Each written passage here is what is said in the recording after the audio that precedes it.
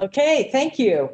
Good afternoon and welcome to UNLV's Faculty and Staff Town Hall. I'm Vicki Rosser, Faculty Senate Chair, and your moderator for today's event. The Town Hall will cover topics such as faculty and staff well-being, UNLV resources and budget planning, COVID-19 impacts on work, and future plans for campus operations. Before we begin, please note that you can open the multimedia viewer to access live captions. Click on the three dots near the bottom of the WebEx screen and select Multimedia Viewer. This will bring up a panel on the side where you can view it, or you can view the captioning. You may also notice on the right, there's a Q&A tab. This allows you to view and submit questions for our panelists. Please do not use the chat, okay? Use the Q&A tab.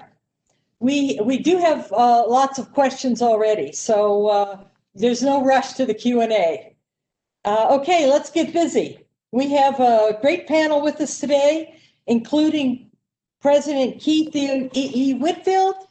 We've got Executive Vice President and Provost Chris Heavey, Senior Vice President for Business Affairs and Chief Financial Officer Jean Valk, Vice President for Student Affairs Juanita Fain, Vice President and Chief Human Resources Officer Erica Smith, and Brian Labus, Assistant Professor of Public Health, Epidemiology, and Biostats from the School of Public Health.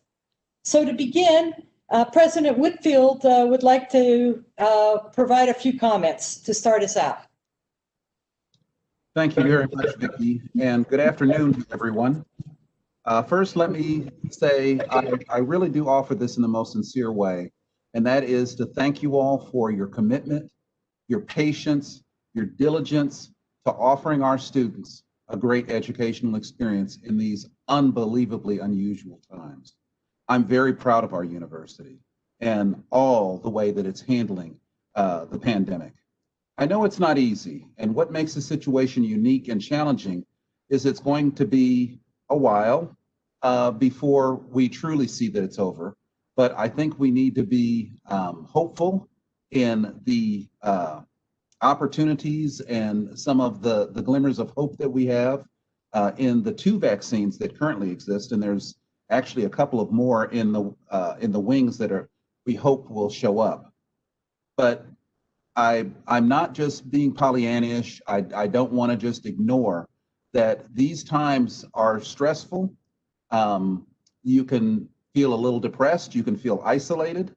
And there's a certain amount of fatigue that goes along with being on the limited restrictions that we've been on and the way in which we've had to conduct our lives. I really hope that if you are having struggles that you reach out. We do have plenty of mental health services, and also we have a community around here. We have a community of colleagues that you can reach out to. And I really implore everyone that if you're feeling that isolation, if it's really getting on you, please reach out to some of your colleagues. I know that they'll be there for you. Now, I don't want to end my discussion about COVID without talking about the upcoming holidays. We're also in a season that actually works against us in terms of trying to reduce our risk. I find it difficult to say that it's cold, but I know that there are folks around here who think that it's chilly, and it does drive us into our houses, as well as the holidays wanting to celebrate with our families brings us together. The university has not been a source of transmission in Southern Nevada thus far, and it's because of your commitment, and our infection rate is actually below the community-wide infection rate.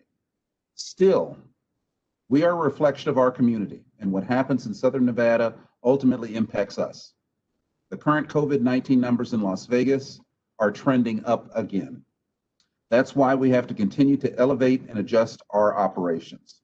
As a university, we need to do all we can to get the infection rate lower.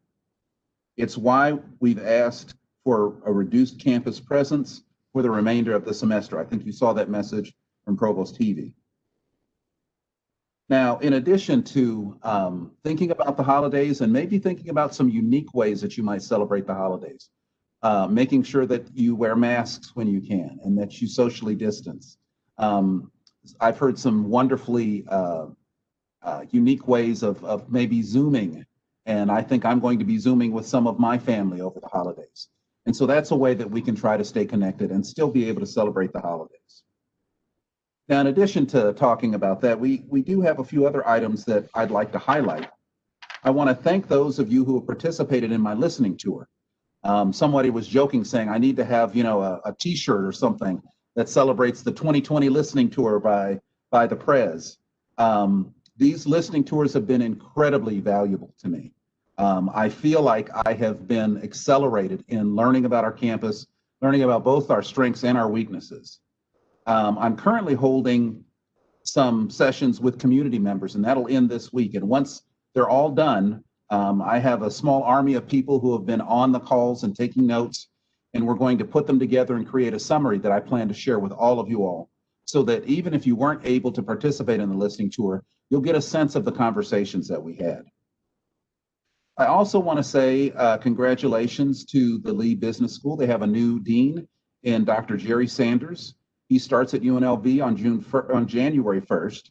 He joins us from the University of Texas, San Antonio.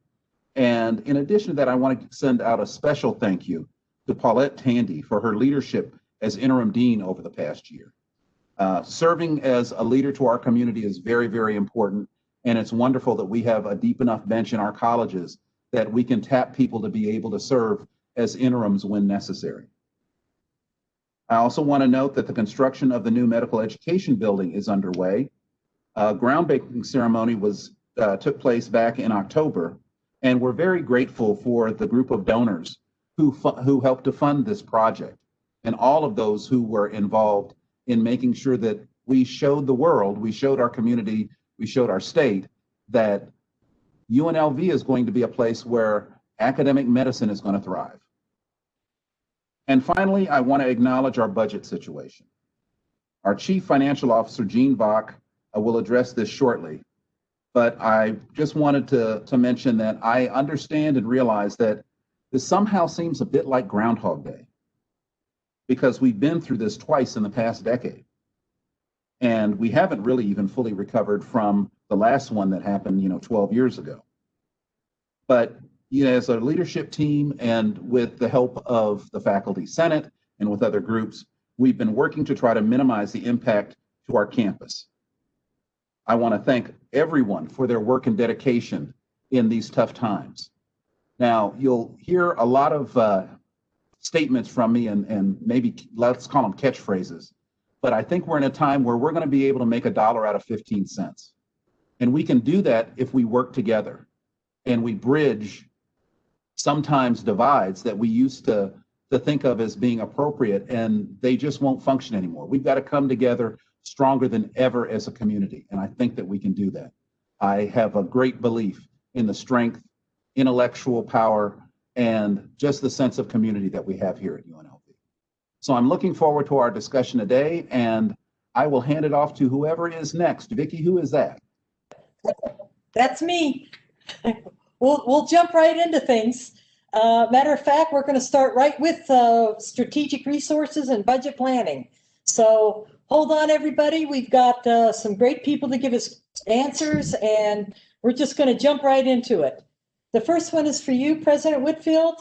What are the core operating principles that will guide you in making tough choices as the university weathers the financial hardship brought on by COVID?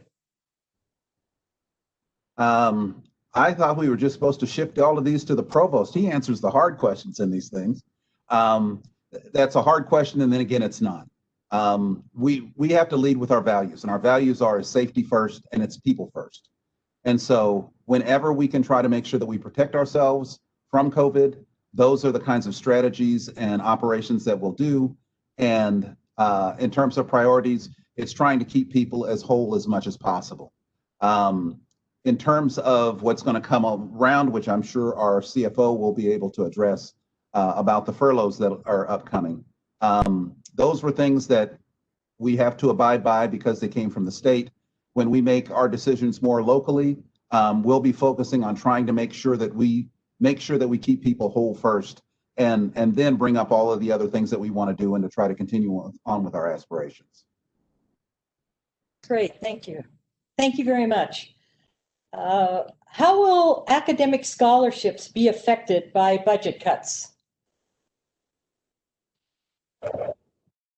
Juanita, well, I guess I'll jump in on this one. We do not anticipate any impacts to academic scholarships.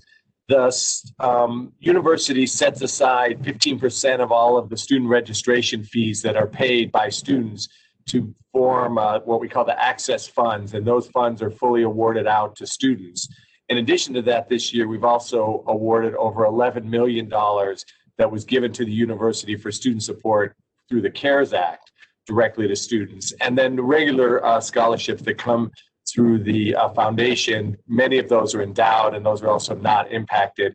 And we've also set up emergency funding that allows donors to contribute to give emergency grants to students, and we've actually done well with funding into those accounts, and we've awarded those. Do you want to add anything to that, Juanita? Yes, thank you, Chris. Yeah, I'd like to share kind of how we've distributed the CARES money. I think everyone might be aware that we received about $23 million in CARES Act money, half of which was for student financial aid. And to date, we have awarded 16,725 students CARES awards between $1,000 and $5,000 in the amount of $11.8 million. Now, so far, about 11.5 students have accepted, so we have about another 390,000 that we will be awarding. In addition to that, we awarded some additional access grants to 877 students in the amount of $673,000. And we will continue to assist students in any way that we can as we become aware of their needs. Yeah, so we've got a great team that's working to make sure that we support students through this. We all recognize that it's a time of great financial hardship for our students, and we're doing everything we can as an institution to help them continue with their studies. Excellent. Are there any budget projections for the next fiscal year? And are they as bleak as or worse than we are as of today? Do we anticipate deeper cuts and layoffs to balance the budget for the next fiscal year? Would you like me to take that, Vicki? Okay. We have been we have received information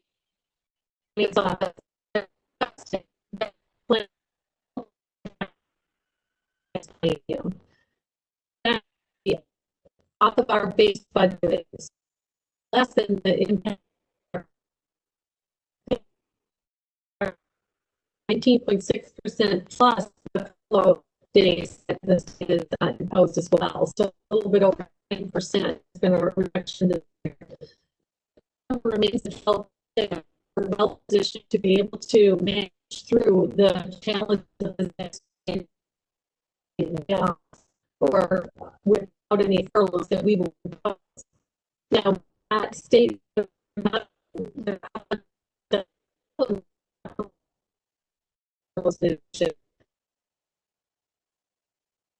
develop and work to keeping positions open, facing additional costs, and the distribution of an investment in offset the balance of reductions. With the tax that we can survive for the Okay. That's the best news that you not only gave the Senate yesterday, but to many of us sitting here today. We really appreciate that. This is for probably President Whitfield or Provost Heavey. During the emergency funding session this summer, it became clear that higher ed still does not have a great standing with our legislature. What is your strategy for trying to raise our value in legislative priorities?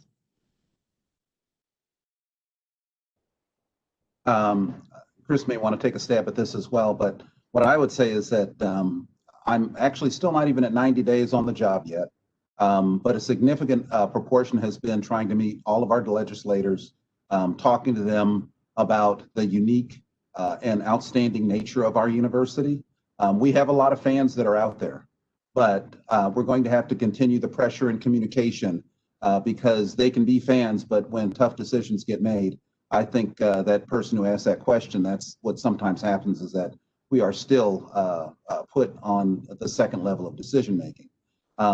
What is interesting is that, you know, it's not only us, it really is higher ed in the state. And Chancellor Rose has been making the rounds as well. I think she's probably done double the visits that I've done, trying to meet with legislators and trying to make sure that they really do hear that, you know, we've taken enough of a hit. We need to be preserved. We're going to be a part of the economic rebound, and to think about us in that way, which I don't think that we're always thought of. So there is work on the ground. Sabra Newby, who is in my office, has really been doing an outstanding job at trying to make inroads with as many people as possible. And I thought I had reached all of them, but I hear that there's 64, so I've still probably got 30 more to do. But that's the work that we've started doing on the ground, trying to lay the groundwork. And there is some other coordination through the NSHE office to try to make sure that we make our pitch to our legislators as strong as possible. Yeah, thanks. And I'll just add to that another resource that the university prepared and President Whitfield, I think, will be using with legislators is something that has been in the works for a while, and it's based on the notion that research works for Nevada. And we recognize that the last legislative session that many legislators didn't understand how important research universities are to the economic vitality of the state. And so the institutions all got together, DRI, UNR, and UNLV, to create this website called Research Works for Nevada. And that just rolled out in the last few days. And it basically highlights a lot of the faculty research that's happening and talks about its importance to both economic diversification and solving problems within our communities. And we had such a great example of that here with us today, and Brian Labus, who I know everyone here is repeatedly being asked by people around the state and around the country for his expert advice on how to deal with this pandemic. So we'll continue to try to promote the great work that the faculty of the university are doing to support the community. Okay. How do we grow our research enterprise with a constrained budget? Probably for you, Chris. Well, the great news is President Whitfield has really digging into this question with us all together. And we had a good discussion this morning about key priorities that we're going to try to advance, including interdisciplinarity and really targeting some strategic investments in research. And so even in difficult times like this, for example, we'll be relaunching the Faculty Opportunity Award program that BPR Olafson has secured funding from both the Research Foundation and the UNLV Foundation. And so we've actually now got a commitment of hundreds of thousands of dollars of funding that announcement is literally going to come out probably within days to share with faculty how they can apply for that initial seed funding. And then President Whitfield has brought great experience and ideas with him that are used to kind of help catapult us even further in the research area. And I don't know if you want to share any of your thoughts on that, Keith, because he's got many good ideas. Well, I don't know about many good ideas, but you know, the more I learn about our university, I know about the strengths that we have. And I think this speaks to what Provost Keith just said, which is that I think we need to be able to work in the interdisciplinary space. And I would add to that, it's not just interdisciplinarity, it's that we really have to figure out what our resources are and how we can come together to take and rather than one grant per one person, 3 grants across 2 people, that we come together in interdisciplinary collaborations and be able to work on our research in that way. As we do that, we need to be thinking about structures within the university that we can build to be able to support researchers, to bring people together, to share ideas, and also to share to the world what we do. So we have been talking about, you know, how we might go about putting together a process to be able to identify some of our strengths. And There's some software out there that you could use. There's lots of different ways that we'll do that. But I think we'll be working on trying to roll that out sometime in the spring. Provost Stevie and I have a few more conversations that we need to have with some other people, particularly VPR Olison, to think about how to do this in a way where we really do maximize understanding the things that we're strong at and how we might even be able to get better at those things. So that's it's a general idea of things, but there are ways in which through interdisciplinarity and also understanding what some of our strengths are and trying to support those strengths through some core resources. There's just lots of different ways that we will be pursuing, but we're looking forward to doing that in the springtime. Okay. Juanita, this is probably for you. How do you see inevitable budget reductions impacting the overall student experience on campus? Thank you for that question, Vicki. We continue in student affairs to offer remote programs and services. And I'm the first to say that's not the same as actually in person, but I think our staff is doing a great job with that. And we will continue to do that and enhance our virtual activities and programs and services in the best way that we can until we can come back to campus in person. We realize how important that student experience is. And so we want to do everything we can to facilitate a good campus life experience for our students. Thank you. How is the university partnering with outside entities, businesses, and alumni to bring in new, diverse cash flows to compensate for the loss of state funds over the next few budget cycles? Jean, do you want to take that one about our great budget forum? Yes, I'll make a few comments, and then perhaps Chris, you or Keith want to add a few more things. In October, Business Affairs and Provost Office partnered to hold a strategic resource planning forum, and we had well over 100 participants in the forum that generated a number of ideas on how we could generate new revenues, as well as identify operational efficiencies. We've developed hundreds of ideas, and we now have a working group synthesizing those ideas. Some of the key things, of course, are developing more online and other types of programs, developing partnerships, and of course, increasing grant revenue, which will not only increase inputs into the university directly for the grants, but also generate indirect cost revenue. So there's a number of revenue sources that are being explored. And I'll just add, if you haven't met her yet, we have a great new AVP for budget, finance, and financial planning, I think is her title, or pretty close to that, Rebecca Barber. And one of the things Rebecca always says to us is we can't cut our way to greatness. We have to make investments in the right areas. And so we, Jean, Keith, and I are talking routinely about where it is we need to make strategic investments. And the good news is, as a campus, we're in adequate financial shape where we can weather this current downturn and still probably make a few strategic investments. And once we come out of this downturn, we'll be well positioned to try to put additional resources into strategic areas to grow even further. Let me add just one additional piece that we've been working on, which is we have a new interim AVP for economic development in Bo Bernhard. And he's been working to do, I think, just what was implied or at the heart of that question, which is that are there some other additional outside entities that we could have join us, either in our research mission or perhaps even other ways to support us. And Bo has been doing an excellent job at starting to cultivate some of those to even further build out and build a vision for our research park, the Harry Reid Research Park. So I think in terms of that, I'm very hopeful for the future that we are going to be able to diversify our revenue stream and get some other sources contributing to the overall financial health of our university. Thank you. Can you share what UNLV's plans are for the $45 million cut for the capital projects in the medical school and the College of Engineering? And in addition to that, how does the School of Medicine be factored into campus projections in terms of resource planning and budgeting for short-term, term? If you'd like me to take that, I can make a few comments, and then again, President Whitfield and Pro TV can add to it.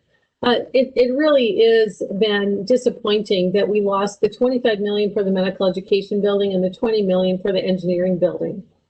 For the medical education building, there has been a shift in how that project is being managed. It's now being managed by a nonprofit entity, the Nevada Health and Biosciences Asset Corporation.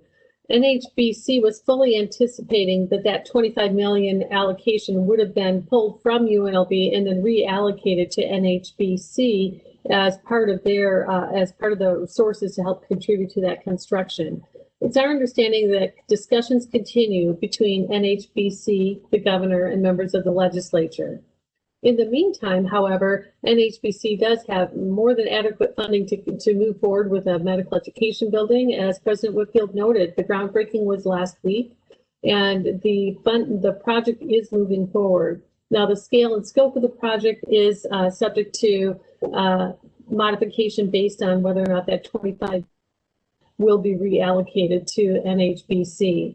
But the really positive news is that our donors and members of our community have really stepped up to help us accomplish that goal, which is really important for the state and Southern Nevada, especially. As far as the engineering building, it's really, again, disappointing that the project was canceled and the funds rescinded. We are optimistic, cautiously optimistic, that the legislature may be in a position to fund the entire engineering building, with a 50-50 split between UNLV and the state in the 2021 legislative session. This is a stretch certainly because of the economic impact, but we are cautiously optimistic on two fronts. One is the project was ranked as the top priority for all NC capital projects. And overall for the state Public Works Department ranked it as number 5 statewide. So if funding is available, there is a possibility that we may be able to move forward with that at that point in time. Unfortunately, we will not know the outcome of this until the end of the legislative session in late May, early June. But we are cautiously optimistic. We do think that that's an important investment in our campus, and we are hopeful that it will come to fruition. Great, thanks, Jean. Let's see here. Chris, this is probably for you. How does enrollment look for spring? What are the underlying factors that contributed to our fall enrollment to increase? And how can we capitalize on these rising numbers moving forward? Okay, so the first thing is our fall enrollment basically held steady. It was not higher than it had been in the past. We were down about 20 students, I think fewer than 30 overall. So we were very happy with those numbers because, as people probably remember, fall 2019 was the largest enrollment we'd ever had, pushing us over 31,000. So we were happy to be status quo. We had fewer international students, not unexpectedly because of the restrictions that were put in place related to international travel. We had more in-state students and fewer out-of-state students. And so basically, we think we benefited a little bit from students wanting to stay closer to home and lost a few of the students who might have traveled from out-of-state or internationally. In general, and Vicki and I have talked a lot about this, and she talked about it at the Faculty Senate meeting, one of the things I think is going to be absolutely key is that students continue to feel that faculty are responsive and providing them a robust educational experience. And so some of us had the displeasure of actually listening to student comment at the Board of Regents meeting last Friday, in which there were quite a few students, many of whom were from UNLV, saying that they were having a difficult experience and finding their faculty and teaching experience not being very, very good, actually. And so the faculty are at the heart of what happens in students. That's why they come here. That's why they stay here. And so we just can't say enough that the work that you all do supporting students is going to be crucial to students continuing to see value in coming to UNLV, and that's going to maintain our enrollment. We have had some statistics that show that we're just in the early stages of re-enrollment for next spring semester, and we're actually seeing a little bit of a drop-off. And so we're going to look into that, and hopefully that drop-off will, decline over time. But we know that as much as it's a difficult time for faculty and staff, it's an especially difficult time for students. And many of the students talked about both the financial and the personal hardship of what they were going through themselves and with their families during this time, and with the devastation that we've seen all around us in the local economy. So I think the key thing is, and President Whitfield summarizes this so well, students first. The university was created to serve students, and we got to just keep that front and center in our work every day, that we're being responsive to students, responding in a timely way. Nothing frustrates students more than sending emails to faculty members who don't respond for a week. Sometimes it's because there's communication difficulties and they were supposed to use Canvas and they used email or whatever. But whatever we can do to be responsive to students and to provide them robust learning experiences is going to be the really most important part of maintaining our enrollment, because students then will continue to see value. You want to add anything to that, President Whitfield? No, I think you struck the exact right chord of that. We do understand that this is a challenging time. This has been a big switch. We had the emergency situation kind of in the spring, but this was, a full semester, and there are things that haven't gone perfectly for folks. But we have to make sure that we do our best to be able to provide a good experience for our students. As Provost Heavey outlined, the challenge is that we need to keep those enrollments up, and they're going to stay up if students think that they're getting a quality education. We hear constantly, I bet you Chris has heard it twice as many times as I have, about, am I getting my money's worth? And that, I think, is directly related to how well we do in teaching those courses. So I might just add, we have resources within the university through the Faculty Center, through other ways, so that if you're struggling with some challenges for how to do your class in the way that you think that pedagogy should be done, please reach out for assistance. There are some great seminars, there's some great help, there's some great coaching that you can have, and it's absolutely free. You don't even have to pay for it. So please take advantage of that when necessary.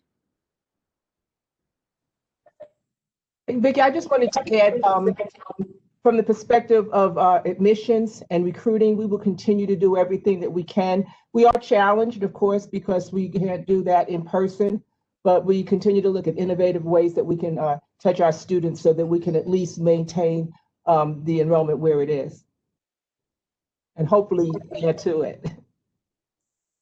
Great. Thanks, team. What's the university's plan to ensure that students have resources on campus available to them that lead to their career success? Juanita, that's right up your alley. Well, we have a great career services office. As a report to student affairs, it's in philanthropy and alumni affairs, but we work closely with them. And I would say from campus life, particularly through our student engagement and activities and our student leadership program, learning and leadership, that we continue to offer leadership programs for students to prepare them for when they graduate and to be able to pursue the particular careers of their choice. Thank you. Jean, these next couple are probably right up your alley. Can you please share a high-level summary of the different types of additional funding UNLV has received as a result of the virus, like federal, state, whatever that happens to be? Sure, of course. Thank you, Vicki. We've actually received 3 allocations of funding directly from the CARES Act, the Higher Education Emergency Relief Fund. The primary allocation was over $23 million, and Juanita has already referenced the fact that 50% of that $23 million went directly to provide financial aid immediately to our students. The balance has been used to support additional institutional costs incurred by the institution to address the impact. Specifically, that includes we use some of the institutional portion for additional scholarships for emergency funding for students. We covered the refunds for housing and dining fees in the past spring. We provided training this summer for faculty on how to develop and deliver remote courses more effectively. We've purchased computers, data, and network services, tools, and equipment for both loaning to student and to be used in creation of digital media. We've purchased books, increased subscriptions for our library resources that we can be delivering electronically. We've purchased a lot of cleaning supplies, for personal protective equipment, and the plexiglass barriers that if you've been on campus, you're starting to see all over. And in addition, we've had to pay some contract services for additional custodial work for some more frequent public cleaning of public areas. So that was our primary allocation. In addition, we received two more, one totaling 1.8 million due to our status as an MSI HSI serving institution. And again, this was also distributed to support students, the majority of that. I went to help offset, unfortunately we had imposed a surcharge this fall and spring, and so it's gone to help offset that surcharge for our students. It's also been used for graduate retention and completion programs and additional instructional development training for our part-time instructors. And the third allocation really came through the state's portion of the CARES Act. We were able to provide justification of some of the costs that we incurred as a result of CARES. And it was a very comprehensive job of capturing all the documentation to support that. But our team in business affairs worked together to generate a reimbursement of over $5 million. So those are the three primary care sources. We've also received several grants. I think it's $3.4 million for the contact tracing team.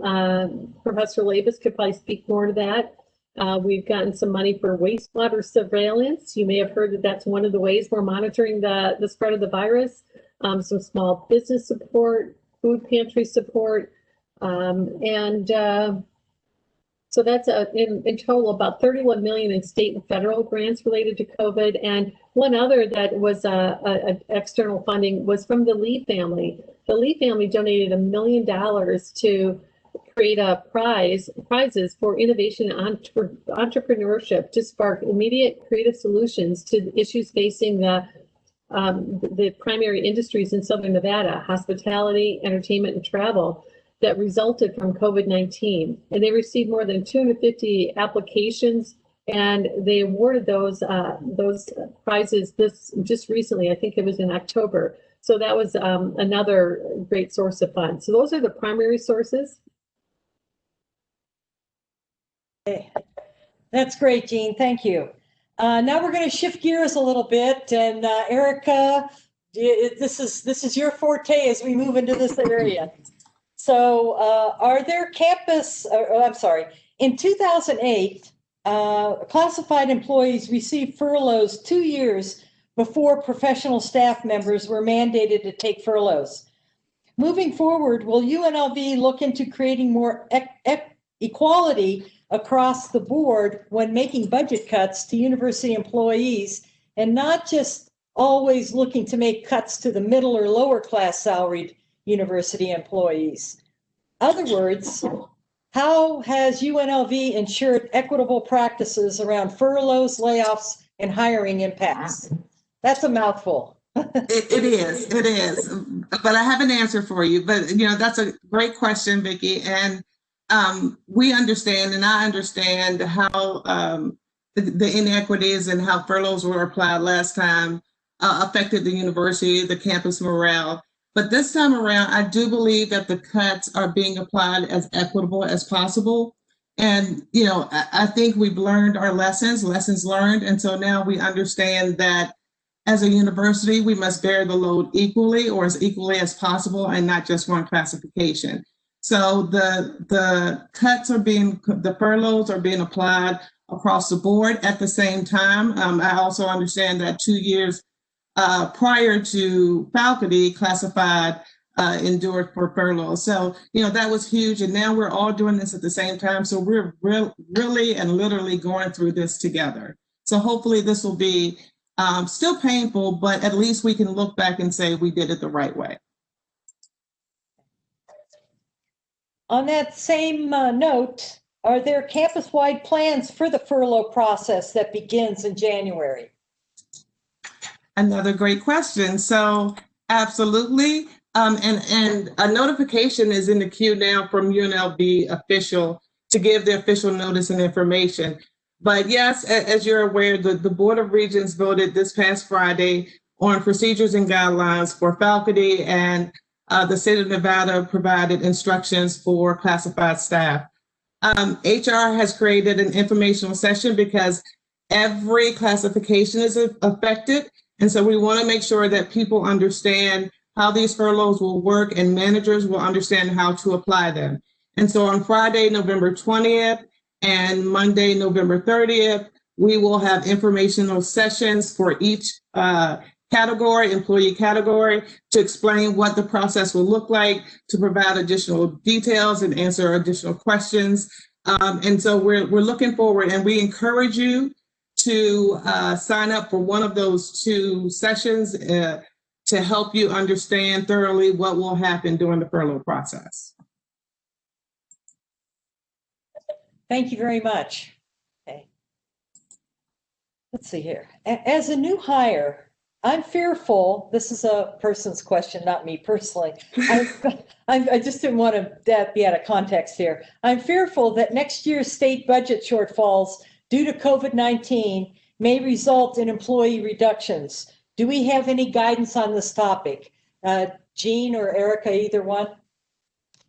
So I can start off, and Jean, if you want to kind of jump in, and Jean actually mentioned this earlier. At this time, the university nor NSHE expects any additional furloughs, right? But again, we don't have control over the state legislature. So if they mandate additional furloughs, then we would have to oblige. But for right now, we don't anticipate any more.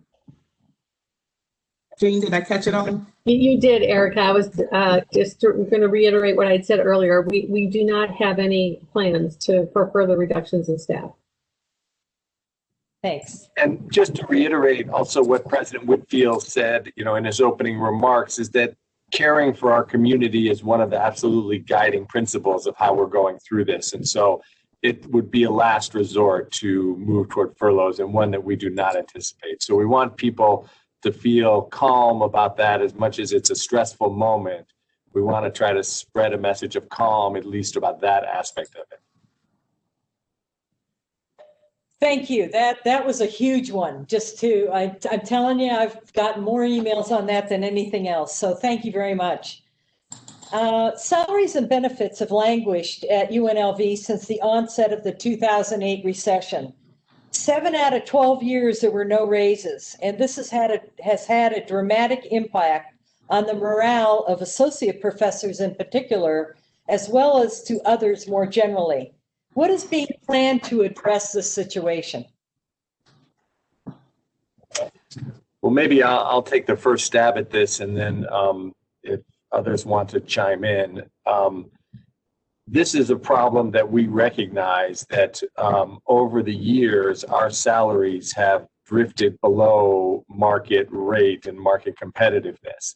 And it's an absolute priority of President Whitfield's and mine to address that problem as soon as we can. The problem is we're sitting in the middle of a budget crisis. And so our first priority is to keep people whole. And as Erica said, NSHE is not going to pursue additional furloughs as part of our NSHE budget reduction strategy. So we can't control the state, but we're going to try to keep faculty and staff salaries whole in the next biennium. And as Jean said, we can absorb the full 12% cut without having to rely on either layoffs or furloughs. Again, the state could come in and impose furloughs across the board, so we can't control that. But once we get past that, we definitely need to get to a place where we address market rates and market competitiveness of faculty salaries. And we've gathered some background data on it. It's a substantial problem that we recognize. You want to add anything to that, President Whitfield? You said it so well. The only thing I think I'd say is that, it's not gone unnoticed. It is an issue. I've noticed it since I've been here, as I've looked at several issues that Provost TV has informed me of. And it's just one that we're going to have to work through. At this moment in time, it's probably not the best to be trying to make that strong argument. What we want to do, first and foremost, is make sure that that 12% doesn't get any worse, and so that we can try to keep people whole of where we are now. But the future's got to be that we try to work on that, and that will be something that will be a piece of what we'll have as a discussion every time budget comes up, I think, once we can get over this first hump. Great, thank you. For budget cuts, will there be an opportunity to buy out employees, or is there any talk of offering early retirement incentives? So Jean, you want me to address that and you can kind of jump in? Sure. The answer is pretty simple. At this point, there is no talk or opportunity to buy out employees or offering early retirement, and we don't necessarily anticipate that there will even be an opportunity.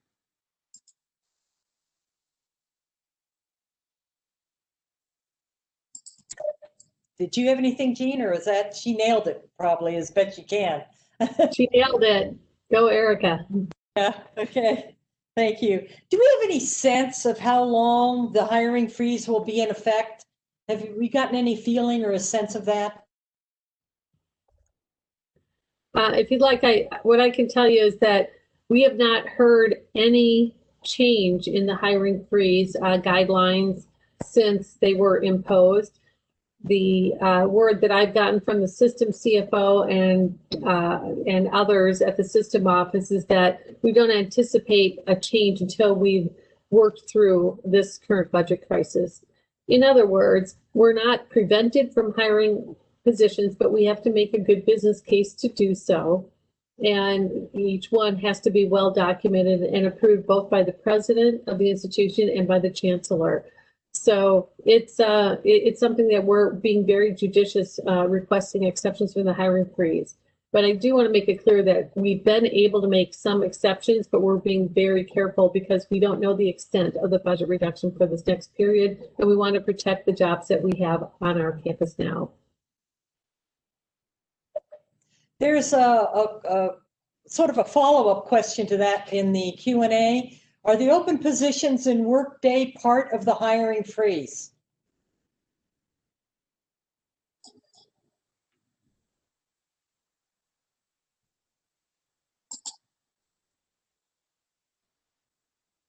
Is in Workday. You were muted, Jean. You're not muted now. I didn't hear the answer. Sorry about that. For clarification, and Erica can add more to this, but every position at the university is either in frozen status, and every position at the university should be reflected in Workday. And it's either in frozen status or it has been approved to be recruited, or it has been pulled because it's been identified as one that's been being given up as part of the budget reduction. That's correct. And the only positions that are posted are those that have been approved from the exception. Thank you. We'll have one more in this section, and then we're going to move into working arrangements. How do classified staff members have a voice when no one wants to listen?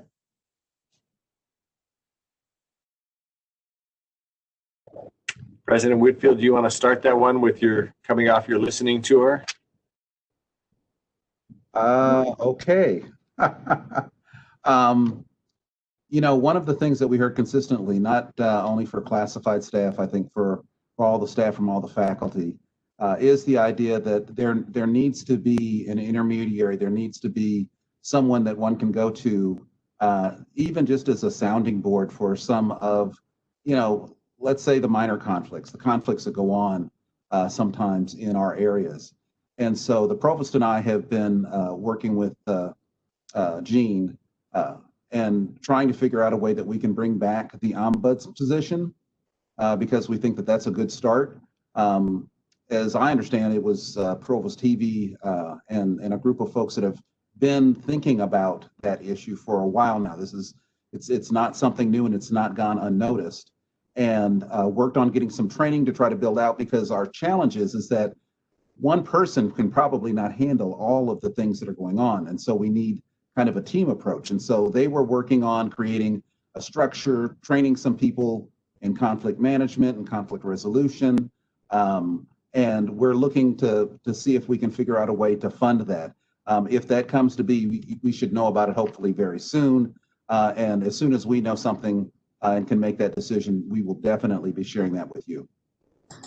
And I can add a little bit to that as well. I think, first of all, let me say that we do hear you. And I meet with the Classified Staff Council Chair once a month, and we discuss concerns and issues that classified staff may be having and how we can actually make it better.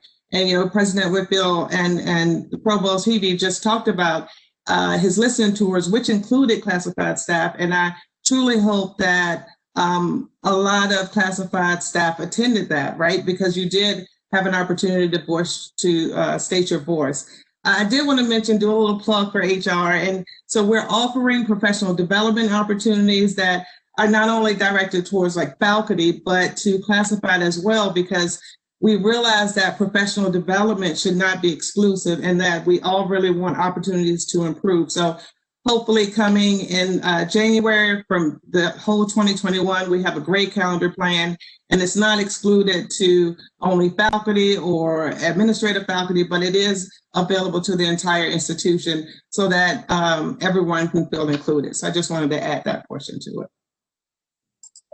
Thank you. Yeah, and Vicki, if I could just add real briefly, President Whitfield also has continued the President's Advisory Committee, which does meet every 2 months with the Classified Staff Council in that group. So I think Jim Boyer and Robin Groves, I think were in those meetings. And so we definitely, the President and Provost, we both attend those meetings, get an opportunity to hear about concerns. And so feel free to engage the Classified Staff Council if there are issues that aren't being addressed, because they'll bring them to us. And as Erica said, she's meeting with them regularly as well.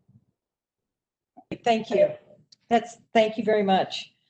As we move into work arrangements, the first question is, will the COVID vaccine be available on campus? And once it's available, will the university require faculty, staff, and students to get the vaccine before fully reopening campus? Seems like we should give our resident expert a chance to chime in. Well, I think the answer to this is unknown in a lot of ways. It's not just UNLV's decision. Right now, there is a process for mandating student vaccinations. So if we require our students to get it, we already have a legal framework. But in terms of vaccinations anywhere else in our community, there is nothing in Nevada law that makes it easy for us to mandate that sort of thing. So there'll be a UNLV discussion about this. There'll also be an NSHE discussion about this. And statewide, this will be part of the discussion about what has to happen for us to really get back to normal. It's quite challenging to put something in as a mandate like this. If we can achieve it by people actually getting vaccinated without it being mandated, that's obviously much more preferable. But I think those discussions are really just starting right now. I brought these up in the last couple of weeks, that these are things we really have to think through of what the plan is. I don't know that it's realistic to say that we would have 100% vaccination required to reopen campus, because that's going to be a very challenging thing to do. There's people with medical exemptions and things like that. And the timeline is another challenge. When would that vaccination be required? Would it be to start the fall semester next year, the spring semester after that? There's a lot of discussion that still has to happen. In terms of the vaccine being available on campus, there are plans, just like with businesses all over the community, to have what's called a closed pod, which is a point of distribution that's for UNLV community members, basically. So what that means is a little challenging to say right now, because we haven't figured out the whole distribution plan. We don't know who's first. We don't know who's last. It will be different people at different different times, and it depends on how much vaccine that we get. So that's something that's still really to be determined. But in terms of it being a mandate sort of thing, as a public health person, I would love to see that, but I don't know that that's a realistic approach to take, given all the challenges we're going to have of getting people to willingly take this vaccine. It would be something we'll probably fight about for quite a bit. So I think we'll start with the voluntary piece at least and see where we have to go from that point. But it's really something that's not just in our hands. Those will be decisions for NCHE and the state legislature. Great, thank you. Are there future plans for flexible work schedules post-COVID, given that we are now able to work efficiently from home?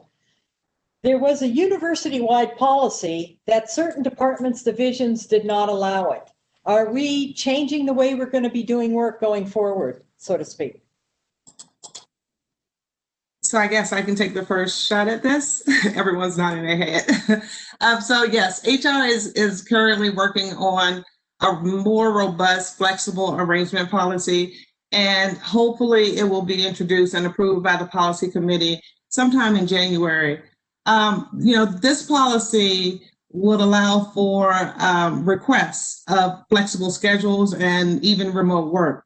But, I know that some managers were not truly supportive of flexible work arrangements.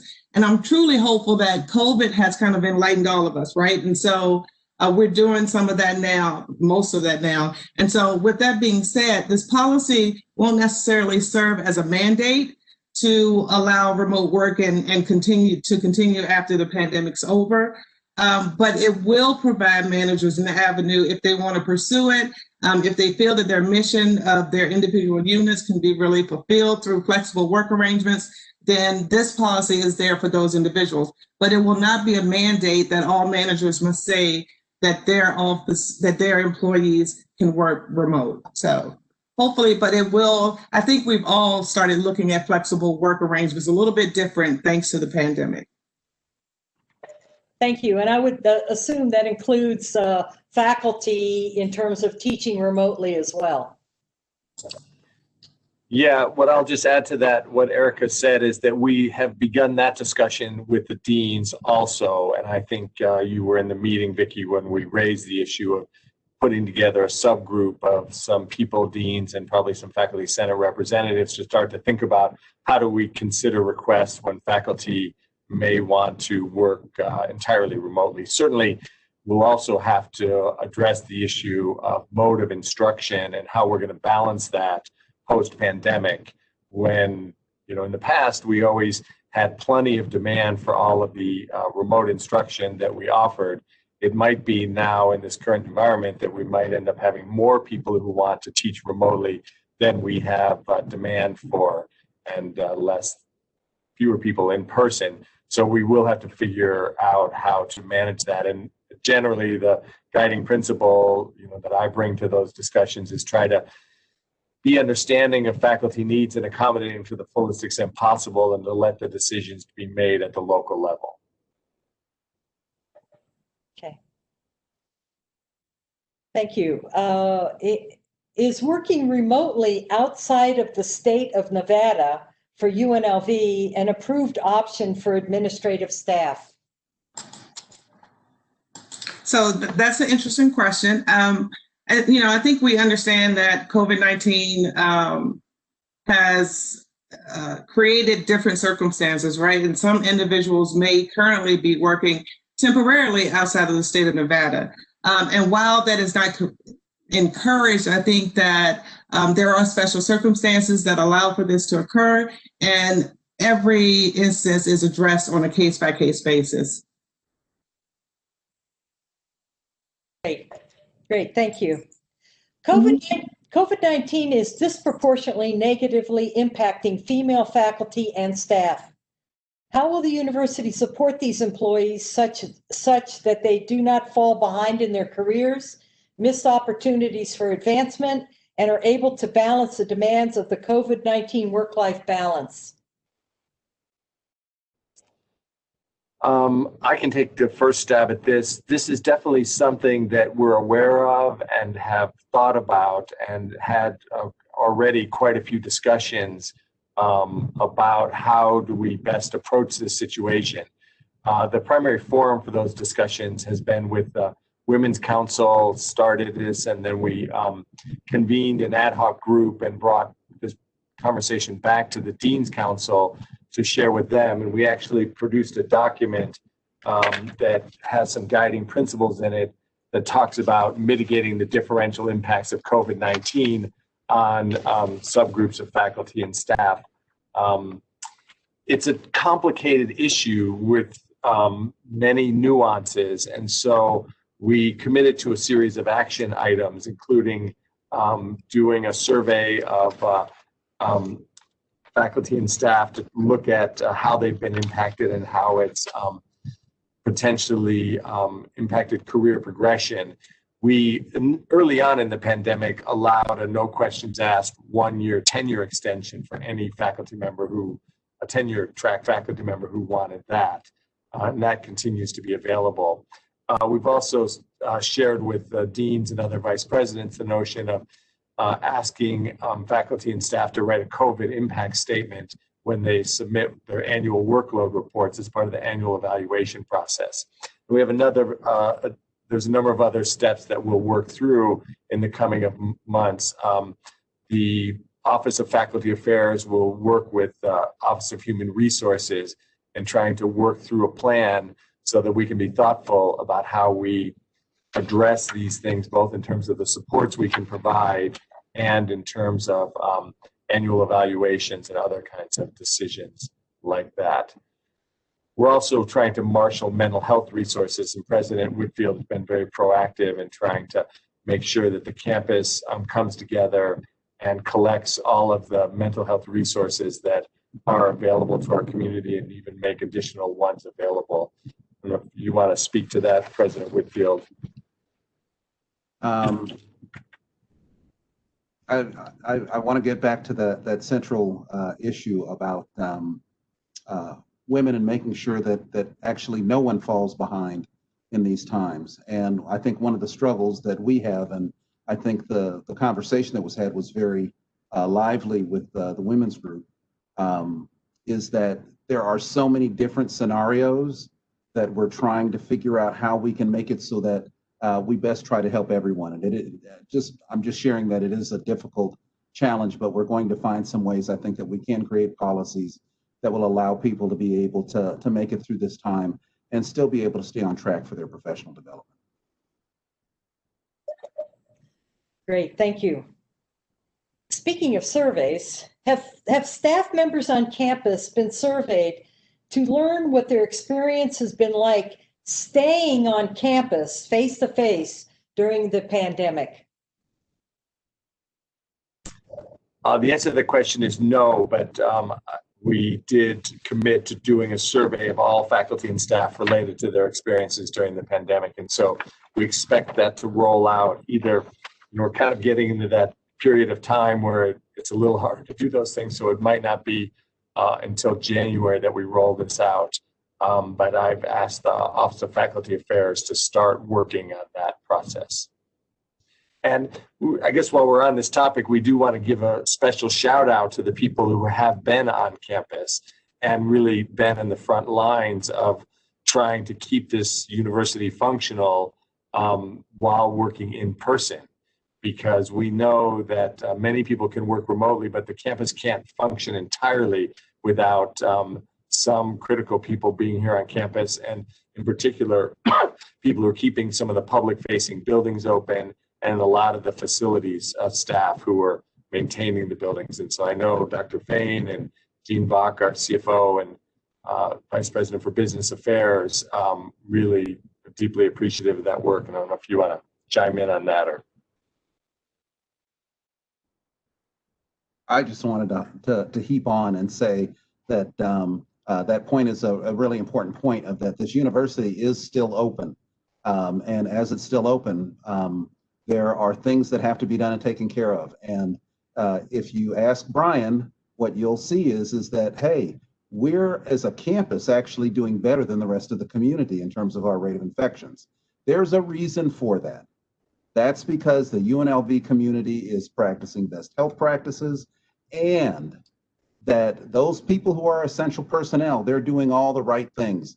They're making sure that our facilities are clean, and making sure that maintenance is being done to clean filters and all those sorts of things. Those are things that are making our campus healthy. And so I wanted to give a special shout out to that group. We really do appreciate the work that you've been doing. And if I could, I'd like to add my thanks. Particularly, we have students who live in the residence halls. And so our staff is there 24 hours a day, both student staff and, full-time staff. And they're just doing a yeoman's job. And I just want to express my gratitude for all of the work that they're doing, not just in the residence halls, but also in the other student-facing buildings, the student union, the student rec center, the student health center and wellness, that, by the way, is not just for students, but we have a FAST clinic that has remained open to support our faculty and staff as well. So I just kudos and thank you, thank you, thank you. Yeah, and I have to echo those, the appreciation. Within business affairs, about half of our employees are out there either in custodial or maintenance or grounds jobs, and they're out there on a regular basis. We still have to do our fire safety inspections. Our risk management team is out there. Our parking team is out there. We are out there doing everything we can to keep this campus safe and clean and secure for everyone here. We're delivering mail and we're delivering packages. We're delivering COVID supplies. So yes, and I know it's been wearing on everyone to be here in this, really unusual time, but we have so much appreciation for everyone's efforts. Thank you. And just a little note in the Q&A, the libraries, they are awesome over there too. I've been over there a couple times and I got to tell you, those people are awesome. So thank you, libraries, as well. The next question is, and Juanita, this is probably for you. How has remote working impacted student success, if you think it has, or a sense of that? Well, just to follow up on the earlier discussion about the impact this have on faculty and staff, the same with students. I mean, first of all, thank you to the students. We had a student town hall yesterday, and our students are really hanging in there, really doing the best they can, but they are struggling. There are many the mental health issues, and we try to address that. There are concerns about, many students do struggle with learning remotely. And so we are trying to assist students in every way that we can to be supportive and to be flexible. One of the things we've talked about in the student affairs area is what we call student mental health days, so that our students aren't penalized if they aren't able to come to work for whatever reason. And so we're looking at ways that we can address those kind of concerns. Yeah, and I'll just add, and Vicki, I know you heard these comments as well, and we've heard them throughout this whole pandemic, how disappointed students are often not to be face-to-face and in the room with instructors, being able to have those conversations and be kind of in the personal learning environments. And so anything that we can do to create the most intimate, connected learning experiences for students, even when they have to be done remotely, will really help. That's great. Let's see here. Okay, this is a futuristic question, but it's one on the minds of many. Will UNLV spring break be canceled? I defer to the big boss. You're being too kind, because right now it's good news of that we are planning on preserving spring break. There are some proposals to modify it, as some of the other schools in the system are considering eliminating spring break. They want to start a week later. I think the provost and I have really been thinking that the challenge with that is that you need a break. We need a break in the middle of that semester, and there have been a couple of other scenarios that have been posed, and we just don't think that they're the same. So as for now, that's what our plan is to preserve spring break. But there is some encouragement for us to try to change that, because I think the concern is that students go off on spring break and they do all these things together and without masks and without social distancing. And I have been trying to say repeatedly that our student population is just different. That our student population, a lot of them have to work. Spring break is just a time when you can earn more money, if possible. And I think even for our faculty, sometimes that's a time to catch up. That's not a time to, go play in Mazatlan or something like that. I don't know. I just think about our student population, and we are working to try to make sure that we preserve it. If that changes, we will let you know. But as for now, we do have a spring break schedule. Okay, thank you. Thank you, as we're all crossing our fingers on that one. Can you, are you able, or can you provide support for employees who are working from home while they're using their own printer ink, paper, writing implements, all sorts of supplies? Is there anything we can do to help that? So I think the first answer would be yes, but you also need to speak with your supervisor and your manager to obtain approval prior to purchasing supplies or whatever. There could be a way for them to get university supplies to you without you actually having to purchase them. So I always advise that before you purchase anything, if you're looking for reimbursement, you should get prior approval from your supervisor or manager. And for assistance in remote work outside of supplies, actually, OIT has done a great job in providing resources for remote work. So that can help you. That's great. Thank you. That's good news for some of those folks. Let's see here. This is more of a request than a question and a comment. Can we please have department chairs and deans consult the faculty before arbitrarily raising course enrollments without the faculty members' permission? Some faculty are feeling that because it's remote or online, that some chairs or deans are making decisions to double those enrollments. Now, some courses can handle that and do that, but there might be other delivery challenges with certain other courses. So that was something that actually came up in the Senate meeting yesterday, and I was asked to convey that to all of you today. Sure, and we'll be sure to say that to deans. Those are certainly negotiations, but we want conversation at least about it rather than it happening without any consultation. Thank you. Thank you for that. What is the expected ratio of online to in-person courses for spring?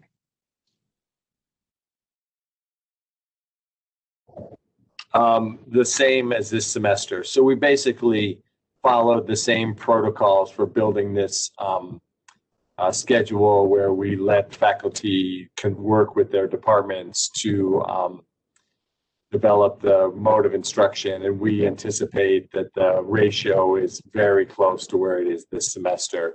Might be currently about 75 or 78% compared to 80, but we think it'll end up roughly 80-20 again for this spring, and likely for the summer as well. And as people probably know, we have a COVID incident management team that most of everyone in this group is on, except for President Whitfield, and we basically keep him informed. And we are now talking about how to build schedules for summer and fall 2021, and thinking about the timing of where we'll be. And this might be an appropriate moment to let Brian give the group an update similar to what he shared with the COVID team at our meeting on Monday about what we anticipate for that timing. I think the challenge here is we have a lot of unknowns coming up, and things move much more slowly in the COVID world than we would expect, and we have to balance that against the deadlines. So for me, this is my first involvement in any of the scheduling things, and for a lot of these things, we have to plan things out way in advance. So we're already talking about summer, even though we haven't finished the fall semester, and so we're forced to make decisions so people can enroll in advance without having the full information. Now, thinking about what's going to happen, we're looking at this current surge right now. The way I see it is, if you look at the first two surges, basically, it took about 2 months to climb up to the peak and about 2 months to climb down. So that's kind of where we're at right now. We're still climbing up, which means by the beginning of next year, if things follow the same pattern, we will maybe be back down. But then the vaccine comes into play, and that changes the whole timeline. So you've heard news this week that the different vaccines have shown really good evidence that they work. And so they're planning to submit their information to the FDA for approval. One of them said even Friday they're going to do that. The FDA will take their time to evaluate all that and make decisions. And then hopefully by the end of this calendar year, we'll have an approval for the vaccine.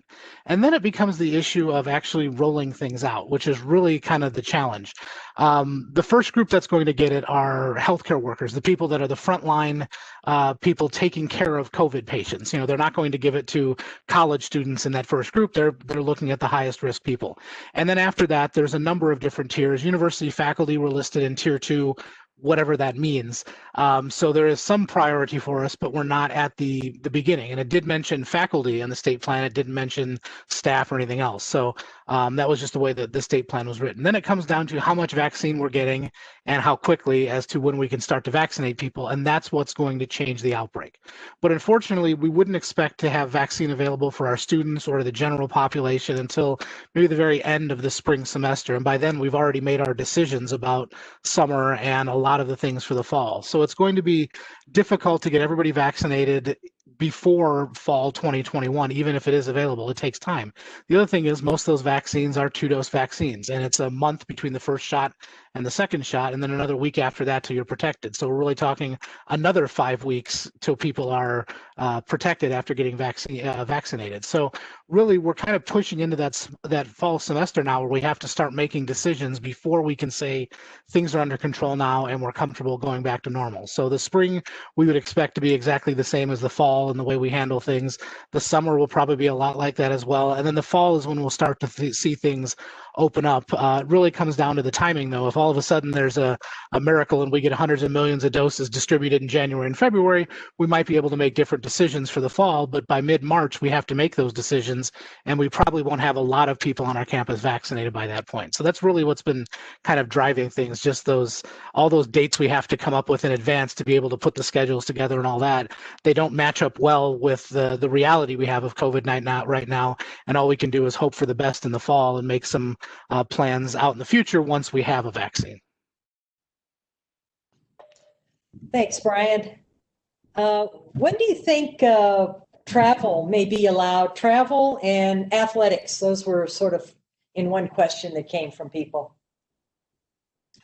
Let me take a stab at this. So, and also it reminded while I was listening to Brian that we should give a shout out to the OIT folks who have been working incredibly hard throughout this pandemic on campus, making the campus infrastructure work. And I had several people in my office recently trying to problem solve why I have problems with my video conferencing stuff. So thank you to the OIT people who have been so crucial to getting us through this pandemic.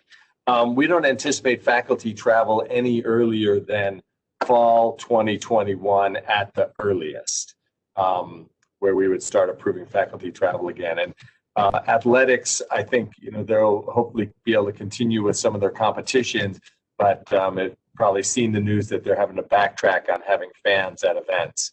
And so they will not be having fans at the upcoming football games nor at the basketball games to open the season. And Brian, they have a very active testing program, and Brian's worked closely with them, so he can comment. They've been very vigilant. So the way the testing works for athletics is right now the people are getting tested once a week. If they're out of season, then it turns into 3 times a week when they're in season. So that's what we've been doing with the football team. Sunday, Tuesdays, Thursdays, they all get tested so that they can practice and play. And anytime there's a positive, we do the full investigation and contact tracing and all those sort of things. We will continue to do that into the fall. The later part of the fall as basketball starts, following the guidance from the Mountain West Conference that will require testing, and then we have to roll it out to all the other sports as well. Football was really the first group we were able to do that with, and now as the other sports are starting to start up, we will continue to do that sort of testing to allow them to compete in events. The fan piece is completely separate from anything that we're doing with testing, though, and we've treated that way the entire time. There's what happens on the field, and then the fans are a completely separate thing, and so one doesn't necessarily drive the other. We've really kept those separate. That's great. Chris, if I could also add, the study abroad program has been suspended as well for the time being. Okay, that's good to know. Thank you. We're coming down to the like 7-minute mark in there somewhere. So what I'd like to do is President Whitfield has yielded his end of time commentary. So I've got a couple more I got one comment from the classified staff, and then we have a question from a lot of the faculty. From a classified group of employees, we'd like to thank President Whitfield for taking the time and thoughtfulness of offering a listening tour to all UNLV employees. This is my first time in 8 years working here that the president has ever made me, a classified staff person, and my colleagues feel included, and not to made it feel just like another classified staff person. I know we have a long road ahead. However, this is a great beginning, and thank you. So that was huge and very heartfelt, and I felt I needed to convey that.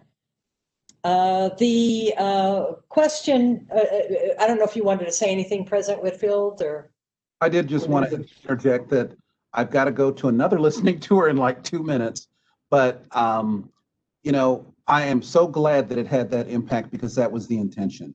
And, you know, all of the people that you're seeing on here that are part of our leadership team were ones who were encouraging me to have that conversation, because they said it had never happened before.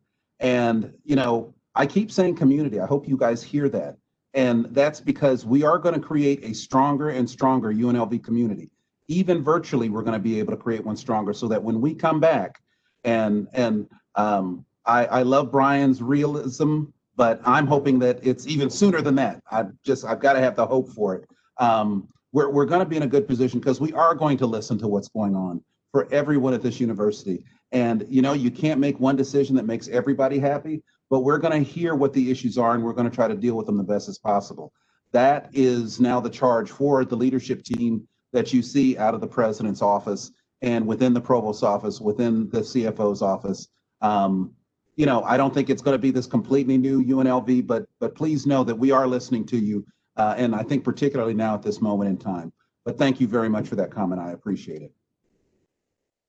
Thank you. And then the final questions, they're sort of combined. How can we support you? This is from faculty and staff. And how can we support you as our new president and the rest of the vice presidents?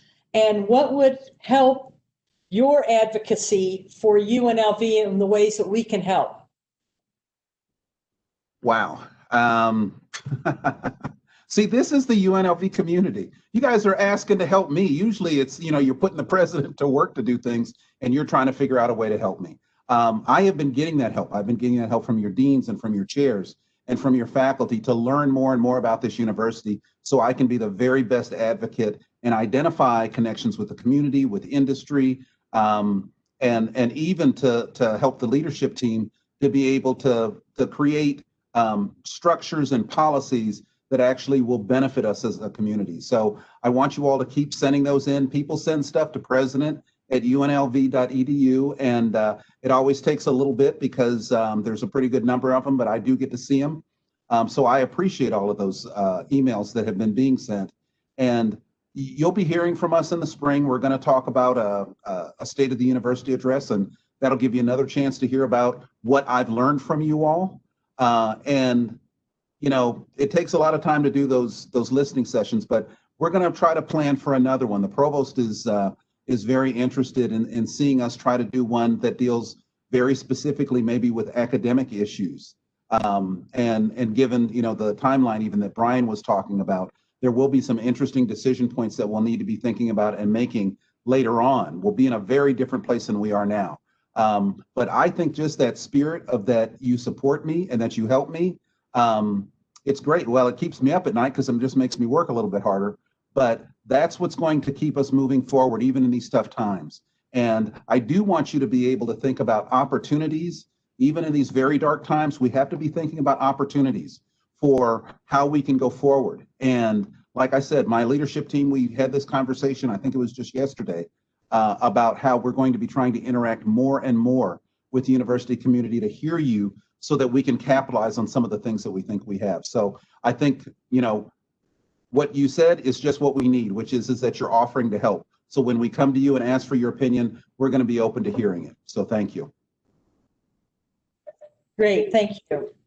At this point, I want to thank a warm thank you to all of you on the panel, as well as a big thank you to those of you out in virtual world. I can't see you, but I know you're there. And we appreciate you attending, participating, giving us great questions to answer, and doing great things for our students. Nothing is more important than that. While the panel addressed many of the questions, please refer to the COVID-19 website and or send emails to the coronavirus@unlv.edu. And we'll make sure that those questions get answered. I also want to do a shameless plug to remind you that Jean Vaughn and Rebecca Barber, our highly qualified financial team, will be at the next Faculty Senate meeting on December 8th beginning at 12 noon. So I know there were a couple other questions we didn't get to, but I know that those will be answered at that meeting. So I want to thank you all for your time, and everybody be safe, stay well, and take care. Thank you.